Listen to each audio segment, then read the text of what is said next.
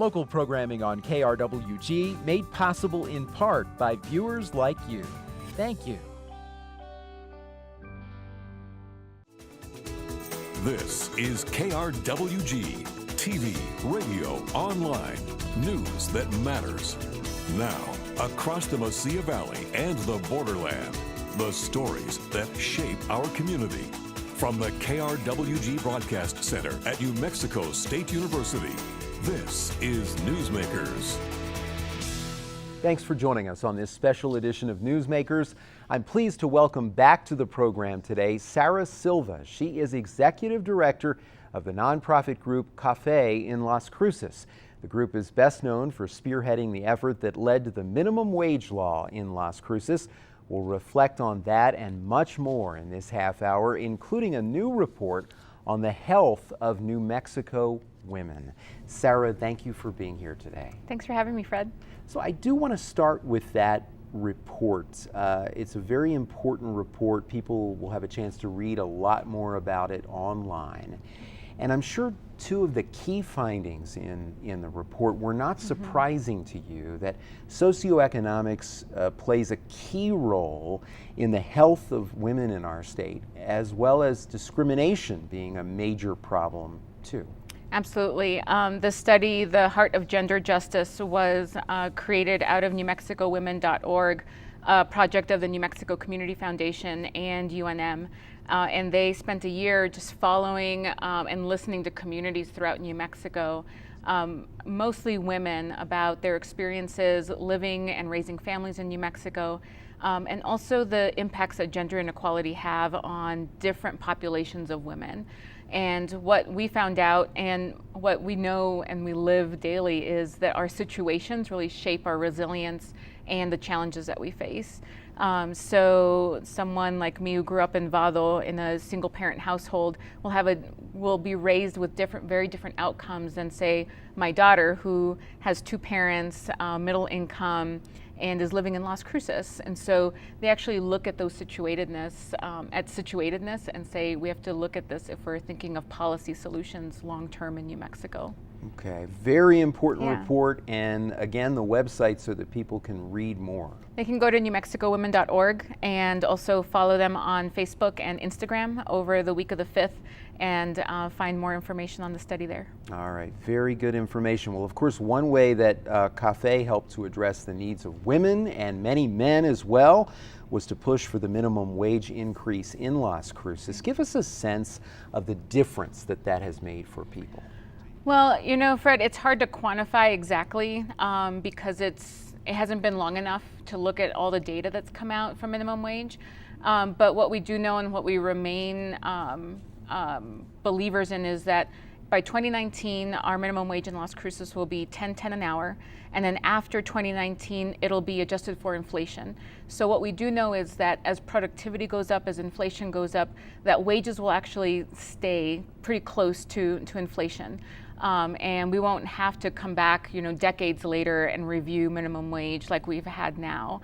And what we do know is, to go back to the status of women, is we found a policy in Las Cruces that was targeted and universal. It was targeted because the majority of low-wage earners in Las Cruces are women, and that it still helps everyone, right? So not only were we able to help women more in Las Cruces, but we're also able to help everybody. And now what we want to look at is middle-income earners. They're getting the squeeze just as much as low-income earners, and making sure that the economy works for everybody. So I had actually not mentioned in recent reports on the minimum wage law a very important part of this law that you just talked about, that after that last increase to 10.10, which will occur in 2019, there will be regular inflationary increases. And how often? Every 2 years. Every 2 years. This is so important because you mentioned middle income folks, and that will be a focus for you, because as you know, in New Mexico, in many jobs, there hasn't been a pay increase for many years. So every year, your pay is eroded by at least 2%. Because even in, as you know, the best of times, inflation's about 2%. Absolutely.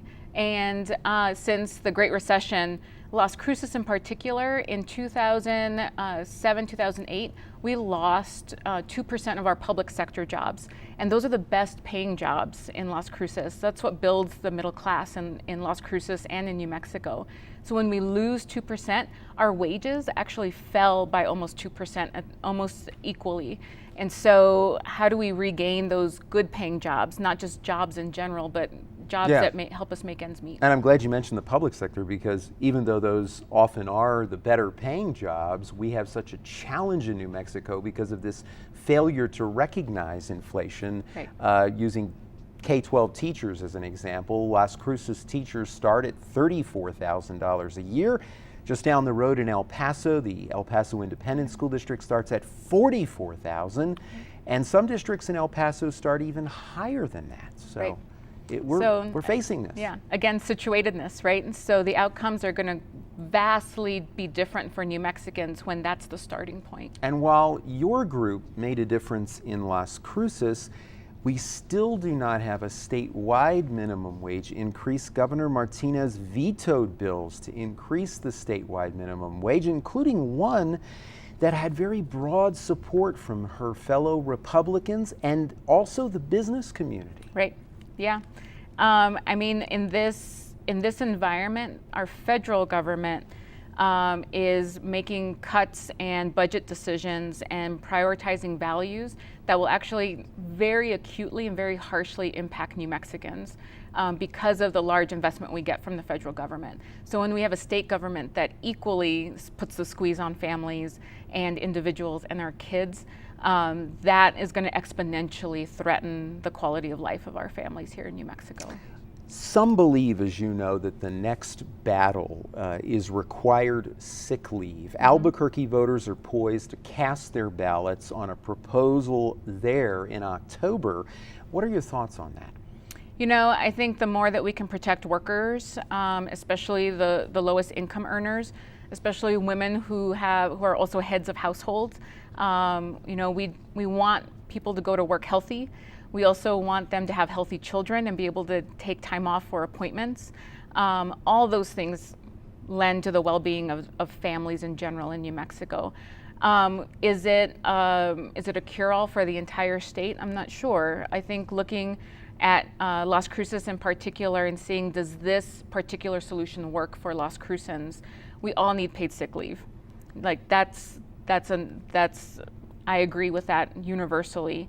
And I know that the majority of minimum wage earners in Las Cruces are paid by small businesses, and they're getting the squeeze right now. So I would look at, yes, we can do paid sick time for all workers, and can we look at tax reform that takes a burden off of small business owners? They're paying so much in GRT, especially in Las Cruces. We're one of the highest tax rates in the state. Can we lift the burden on small businesses and put a bigger onus on larger corporations? That way we're evening the playing field for small businesses that New Mexicans own. If it passes in Albuquerque, do you see it eventually being a proposal in Las Cruces? Oh, eventually, yeah. I think I would love to see a statewide. I think the more that we try to legislate at local levels, the more it becomes a patchwork of them policies across the state. I'd love to see a minimum wage policy set for the state. Same with paid sick. I'd love to see that statewide. Las Cruces, Albuquerque, Santa Fe workers are all going to benefit from these things, but we also need to think about the rural worker, people in Hatch, in Deming. The opportunities for paid sick and for local legislation like that the odds are much greater that things like that will pass there. As you well know, some are not only opposed to the sick leave law that is being put on the ballot in Albuquerque, but some are opposed, period, to direct citizen involvement. Here is what the Albuquerque Journal wrote in an editorial. They wrote, "Governing by referendum might be good politics, but it's bad policy. It's just not a good idea to circumvent the elected body that voters have entrusted to represent them."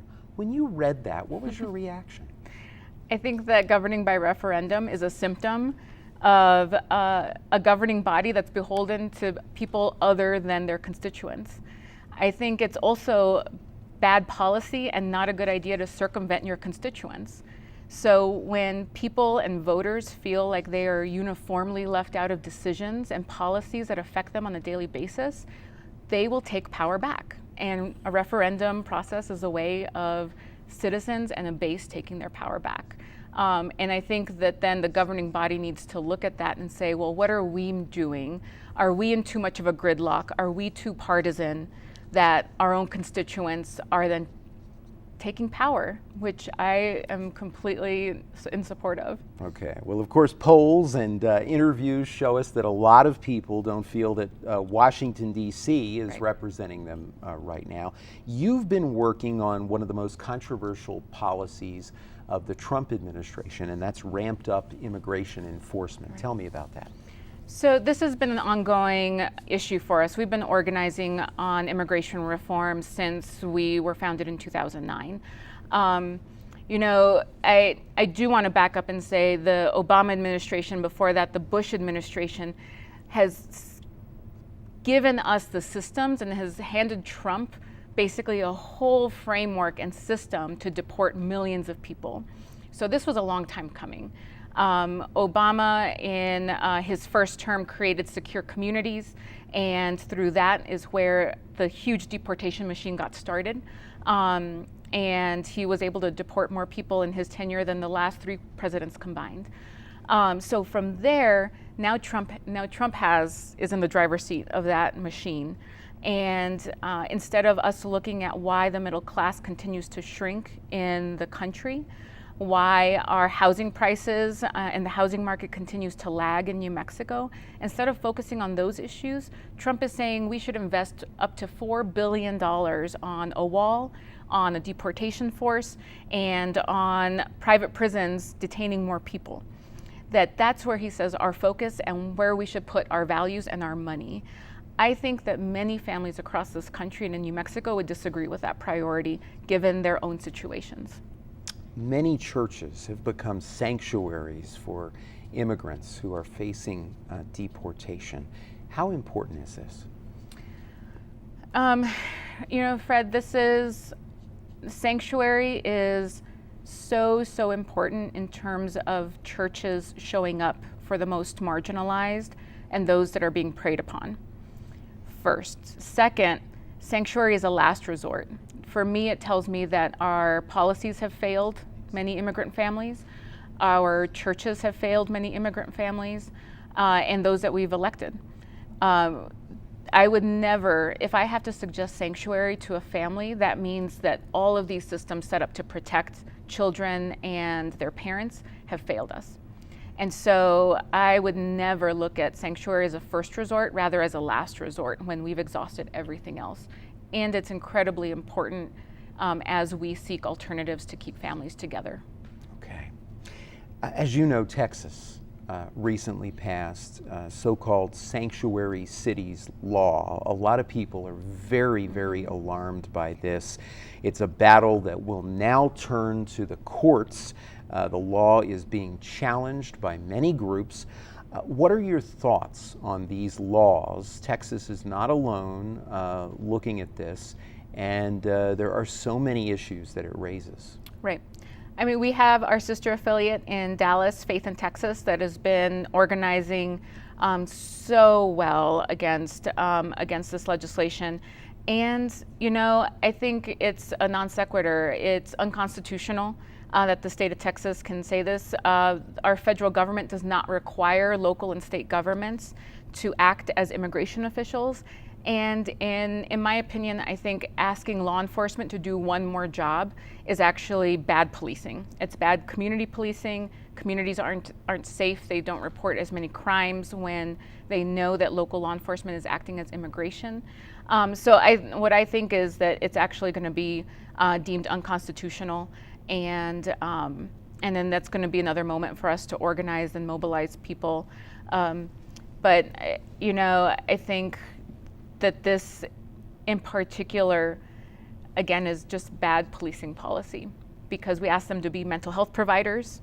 When we shut down behavioral health clinics in New Mexico, we ask them to be first aid, first responders. We ask them to watch and contain our homeless population. And now we're asking them to be a deportation force, and that's not what our police are there for. That's such a good point. You mentioned that this certainly is going to be possibly declared unconstitutional, and it seems with so many issues that we are now relying on the courts to take action. But by the time it gets to the courts, whatever the issue, a lot of damage has often been done to so many people and so many states and organizations. How can the protests that have been occurring over immigration and some of these related policies and other issues turn into real change beyond this notion of we'll let the courts take care of it? Yeah, I think protest is part of our tradition as Americans. It's in our DNA as Americans to protest and resist policies that are counter to our values. And I think that we as CAFE and then others that are protesting across the country are just practicing that American tradition, one. And two, I think when anger is left unchecked, anger can do one of two things. It can drive us into fear or drive us into despair. And I refuse to make that choice. And as a community leader, as someone who directs a nonprofit, I feel like anger can actually be used to push people towards community. And when people are pushed into community and relate to one another and hear each other's stories, it's that anger can then be used in transformational ways that it just shows up like hope instead of despair. Yeah. What do you make overall so far of what's being called the resistance movement? I was taken by the fact that the Democratic Party now is using that term. We also have groups called Indivisible, including in Las Cruces. But overall, I think folks have settled on this resistance movement. Yeah. You know, I, as someone who sees themselves as also part of the resistance movement and has for decades now, I think the way when I hear the word resist, I hear to resist that which we are not. And I believe that our country is going in a direction that is not who we are. It's not our values. And so I want to resist that which we are not and move towards that which we can become. Can, in your view, to do that, the resistance movement do what absolutely must be done in order to make that kind of change, which is essentially centrally register people to vote and then get them out to the polls? Yeah, I think that's one tool. Right now, there are people that are really upset about what's happening on both sides, right? On both right, left, middle. We're all feeling like this government, local, state, national, are not living up to our expectations and not doing their part to make sure that we're safe, secure, and can pursue our dreams. And I want to organize those people, regardless of their party affiliation, because I think that can make our country better. I do think that voting, though, people need to feel like they actually can change something. And so there's steps before the voting that I think need to be taken into account. And as you know, we do trainings and we put people in City Hall and in County Commission meetings because they need to feel like they actually can see a light at the end of the tunnel. And it works. It does. It works. I mean, just recently, the County Commission reversing their decision on rural transit. Right. It works. It works. So much, though, at the national level has happened since the November election in such a short amount of time, just in a few months. Yeah. It's really actually hard to imagine that it's a few months. It feels, for many people, like a few years. Yeah. And that has led to what I've heard many people say, that this feels at times overwhelming. Tell me what this has been like for you and the people that you work with and serve. Our staff and our leaders and clergy have had to dig deep into their reservoir of hope these last few months. Now more than ever, I would call on organizers, to people who are organizing the resistance movement or organizing their communities, find ways to ground yourself, because this is a long haul. This is not a sprint. And we need people I want people to be whole at the end, at the end of, this task ahead of us.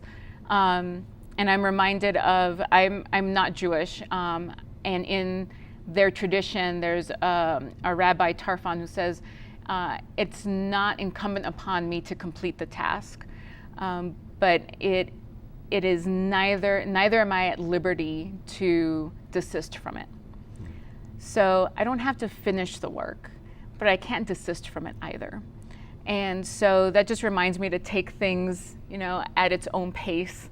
And I'm learning to trust the process of life, and take things slowly and with care. And you mentioned such an important thing earlier, that this can, rather than creating just frustration or anger, it can help create community when people feel they are working together. What else gives you hope? I think there's an energy of change in this country, and we can take that as a negative, or we can see that as an opportunity. And I choose to see it as an opportunity. I was just on sabbatical, and I've learned about my own stubbornness, right? I want things to be a certain way. And during my time and reflection, I've learned that I am willing to change. And I think our country is also willing to change. We've seen that willingness.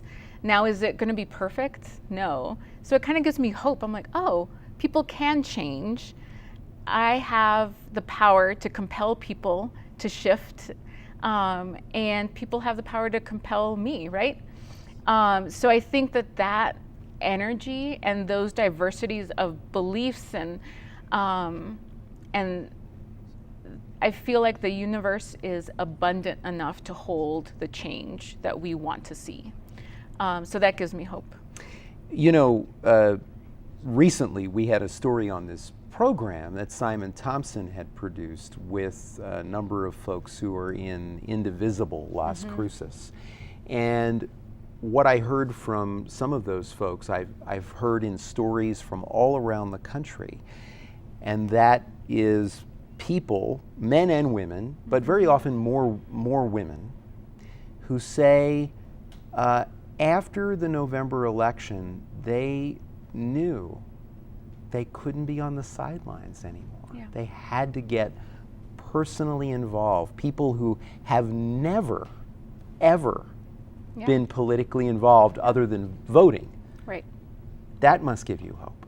It does. Absolutely. And I would say, without women, there isn't revolution. Like that's, for me, that's a strong belief. And we need male allies. We need black and white allies. We need, this is a time to look across difference and not be afraid of it. And it's a moment to go towards relationship and go towards people. And that's what gives me hope. Is I've just been surrounded by amazing people really committed to their community. So. Okay. Well, certainly the minimum wage effort, your organization creating community around that issue, getting petitions signed. I mean, this was an enormous effort. You faced enormous pushback, not only getting it passed, but after it was passed. Yeah. And it continues to this day. But that law gave people hope. Something could happen. Something could change. Right. Change is possible. Tell me what you learned from this experience and what you're taking into new efforts from what you've learned. How much more time do we have for that question? I feel like I have learned that I need a good team. I have found some of the best organizers in the country, and 2 of them NMSU educated. And they were homegrown, and they wanted to be organizers, and we were able to train them. And now I would say I have one of the best organizing teams in this country. And without them and the organizers that came before them, we would not have had these successes, because they're the ones that find the leaders that have heart and passion and energy to keep going. They find our clergy that are courageous and bold. So I think finding a good team to surround yourself with is really important. And the other thing that I've learned is there's no such thing as permanent enemies and permanent allies. And so, like before, things change and people change, and I'm really, I think, grateful for that in particular, that relationships are very elastic. So. And it strikes me so much. I remember when you and I talked quite a number of years ago, when you were just working to get the minimum wage law passed, that since then, we have seen unbelievable change on this issue all around the country. I mean, Walmart, one of our biggest employers, our biggest retailer, is doing this before it will happen in the city of Las Cruces, the $10 an hour minimum wage. Absolutely. And they're not alone. Right. I mean, people and institutions are willing to change. So it's just like who is willing to compel them to change, right? Who can tell the story, who can bring the data, who can mobilize people, because then that gives it tells people it's okay to change, and change for the better to help everyone. And certainly the economy was so central to the election in November. Many people believe it is what allowed Donald Trump to win the Electoral College, and his use of that issue. Do you see that happening again next year in 2018, that it will be the narrative as well? Absolutely. I think our economy and jobs, what's going to be problematic for us and what's going to be problematic for me is when it becomes tinged with a racial narrative of blaming a certain group of people for our economy woes. That is immoral, and I think that we have to hold our electeds accountable for that kind of dog whistling politics. And so over the next few years, we're going to be working hard to make sure that this narrative is about the economy and not about those other people. And about the facts, right? Right, absolutely. Not alternative facts. Yeah, the real ones. Sara Silva, she is the Executive Director of CAFE. Sara, thank you for being here. Thanks, Fred. That is our time for now. Join us this week on KRWG Radio every weekday. It's morning edition 5 to 9, fresh air at 11, followed by Here and Now, noon to 2, and All Things Considered, 4 to 7. KRWG News is always online at krwg.org. We'd love to hear from you. Email us with your story ideas and video submissions. The address is feedback@nmsu.edu. For all of us at KRWG News, I'm Fred Martino. Have a great week. We'll see you next time on Newsmakers.